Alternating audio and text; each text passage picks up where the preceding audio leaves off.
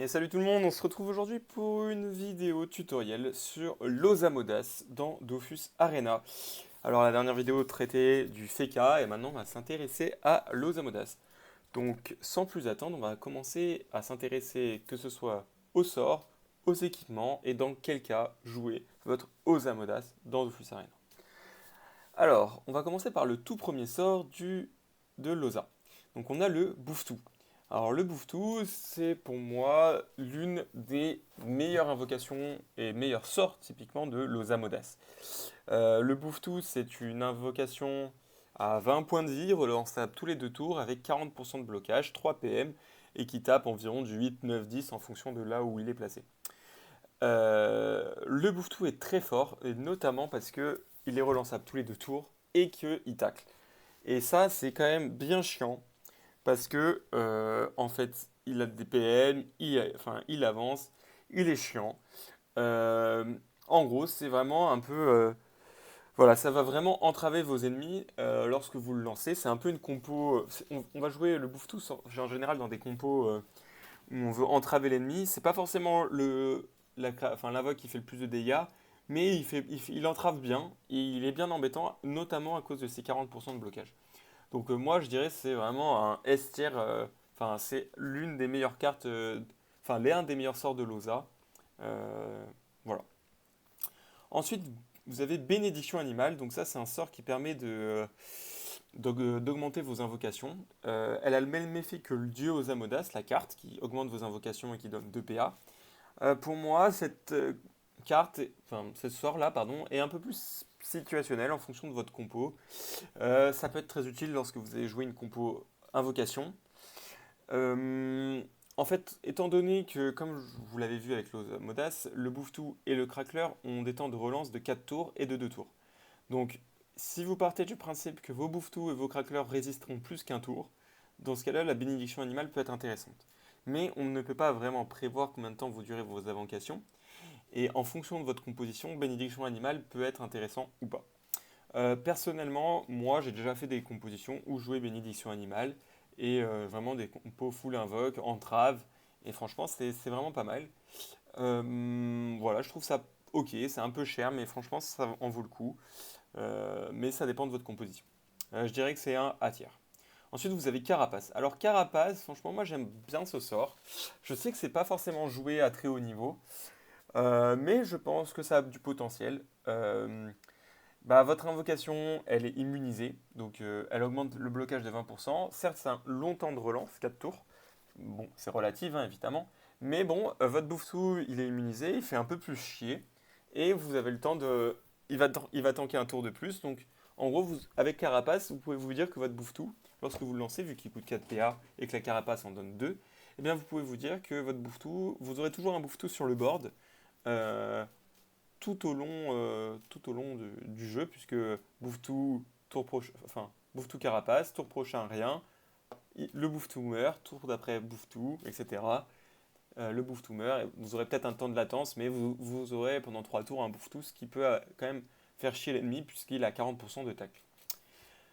Donc moi je trouve que c'est un sort intéressant, mais après je sais qu'il coûte 150, c'est pas forcément donné, et sachant qu'une invocation on s'en fout parce que voilà, c'est juste un temps de relance avant qu'il soit de nouveau opérationnel.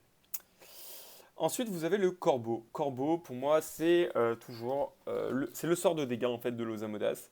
Moi je le trouve très fort, franchement, pour 2 PA vous infligez 3 dégâts. Et ce qui est très fort sur le Corbeau, c'est il n'a pas besoin de ligne de vue. C'est-à-dire que vous pouvez taper derrière vos invocations et il fera 3 dégâts. Alors en plus, quand vous avez une invocation, bah, vous avez en général le choix du côté, puisque le mec ne peut pas bouger.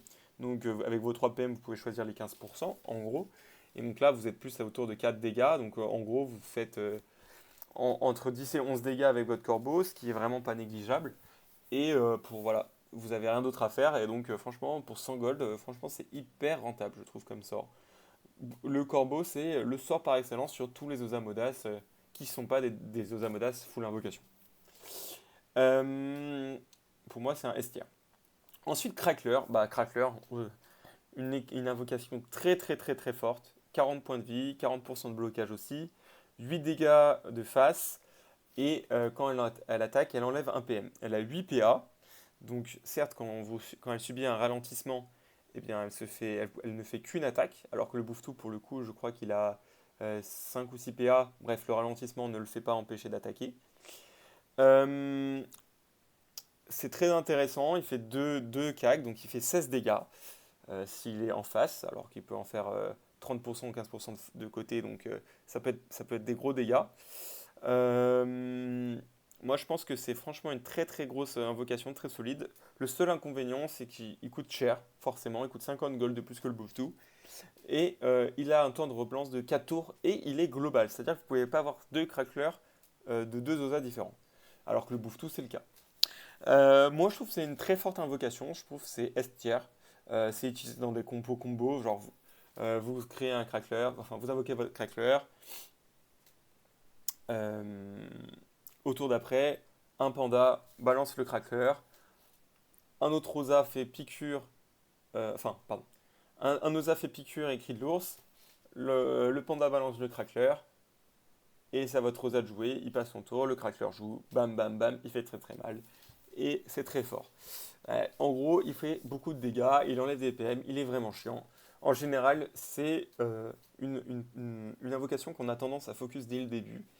Et c'est pour ça que je trouve que c'est très intéressant de le jouer T1 avec un sacrieur ou un panda pour que celui-ci euh, euh, soit relançable dès le tour où il meurt en fait. Donc voilà, le Crackler pour moi très très fort comme invocation aussi, tout à fait jouable, S tier.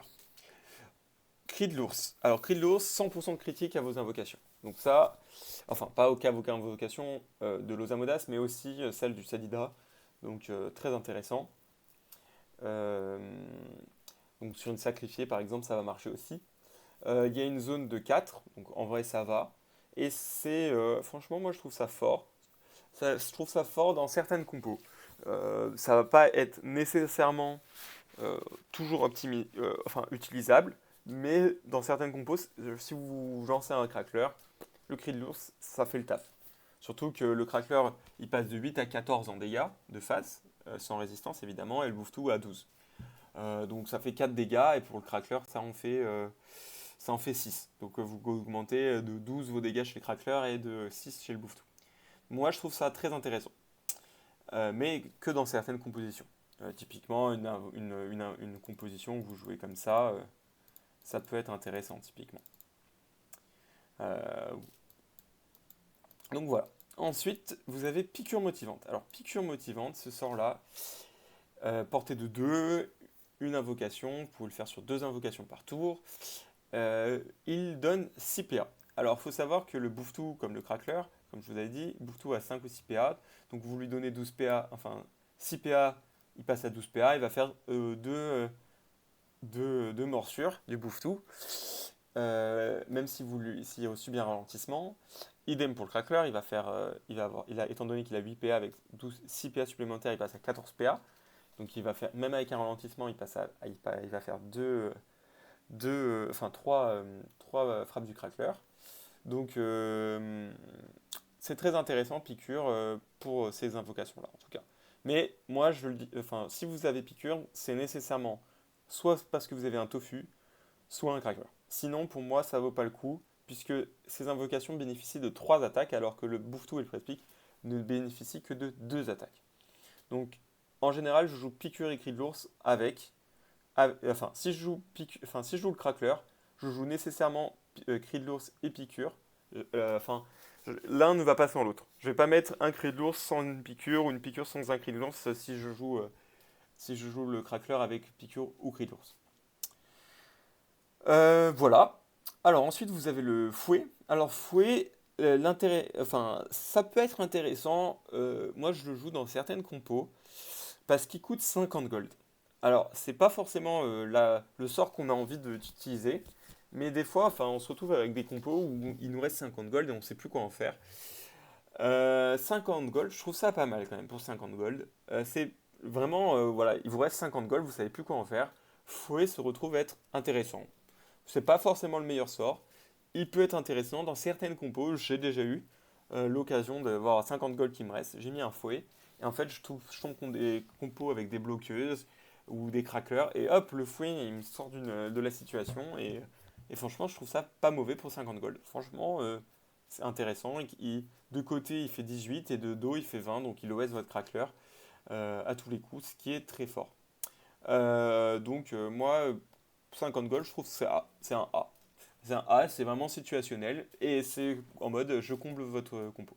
Je comble les 50 gold. Ensuite, vous avez le press pick. Alors pour moi, c'est le moins bon sort de l'Osamodas, sans hésiter. Alors certes, il est relançable tous les tours, il coûte 5 PA, il inflige 3 dégâts et entre 2 et 3 dégâts, enfin 3 dégâts et 4 de côté, je crois. Il enlève un PA, il a 15 points de vie, 0% de tag, 0% d'esquive, enfin 100% d'esquive. En gros, il va juste enlever des PA. C'est l'équivalent d'une folle chez l'Osamodas, enfin chez le Sadida, avec un PM en moins, mais je trouve ça nul en fait. Genre vraiment le press-pick, on attend, comme la folle, on a tendance à les ignorer. Euh, 5 PA c'est trop en fait. Euh, même à 4 PA ce serait nul en fait. Enfin, après c'est mon avis, hein, ça ne regarde que moi, mais moi je trouve c'est pas intéressant. Il y a tellement, enfin on a juste à l'esquiver. Il sert à rien. Il y a aucun monde où je me dis je vais prendre le press-pick dans ma compo quoi. Vraiment aucun. Alors apparemment il y a un très fort Ataris qui dit que ça vaut le coup, mais moi je ne suis pas forcément convaincu. Moi je pense que le press-pick, il n'y a aucun monde où c'est fort en fait. Donc voilà. J'ai jamais vu d'ailleurs de haute compo à top ladder jouer le press-pick, hein. Prouvez-moi le contraire, mais pour moi c'est nul. C'est nul et c'est nul. Ensuite vous avez le tofu. Alors le tofu ou le tofu comme vous voulez l'appeler, il sert dans deux conditions, je dirais. Pour moi, il se jouera nécessairement comme ça ou comme ça. Pardon, hop, comme ça. Mais ça, pour moi, ça reste nul. C'est pas fort, en vrai. J'ai déjà vu, mais je trouve pas ça fort. Moi, vraiment, le seul tofu qui a du sens, c'est pour moi, c'est ça. Et comme ça, voilà. Et sinon, le reste, c'est pas fou. En gros, l'idée, c'est de lui mettre un Sadi tremblement et en gros, vous balancez un tofu et ça, en fait, ça fait du poke à distance. C'est intéressant parce que votre tofu, il est pas si, il est pas, vu qu'il est relançable chaque tour, il est pas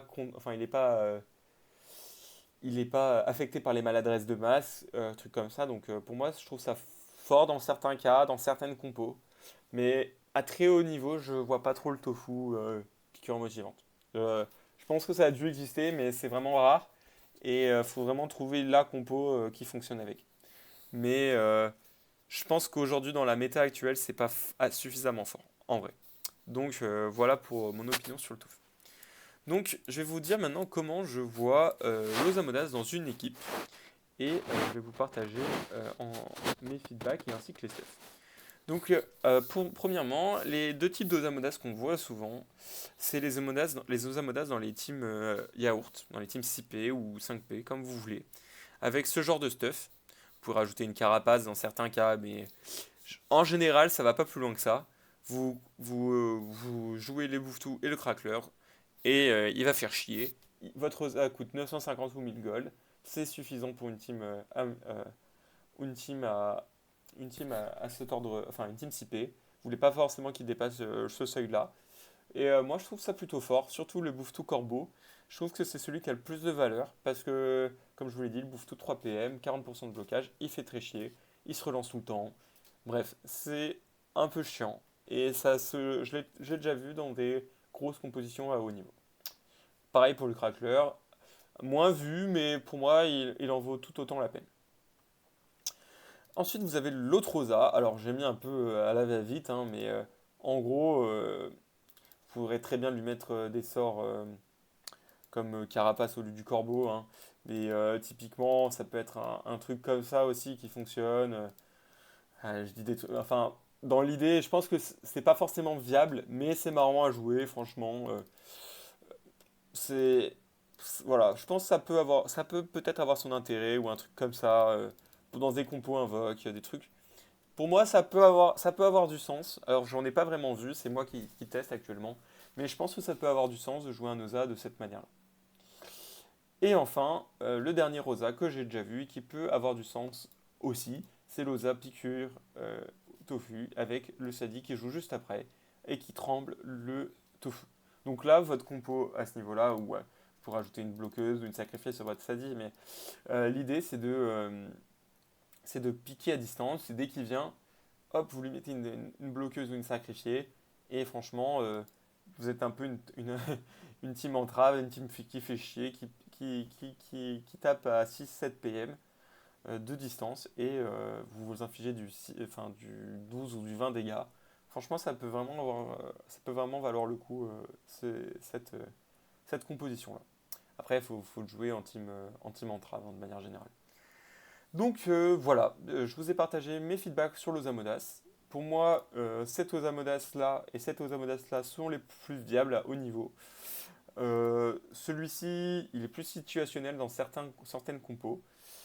Et après, vous avez évidemment avec les piqûres et cris de l'ours, là qui se joue dans des team combos ou dans certains cas. Mais voilà de ce que je vois à haut niveau des Osamodas. Peut-être que vous ne serez pas d'accord, mais en tout cas, moi, c'est comme ça que je vois l'Osamodas. Et puis, n'hésitez pas à me faire un retour sur celui-ci.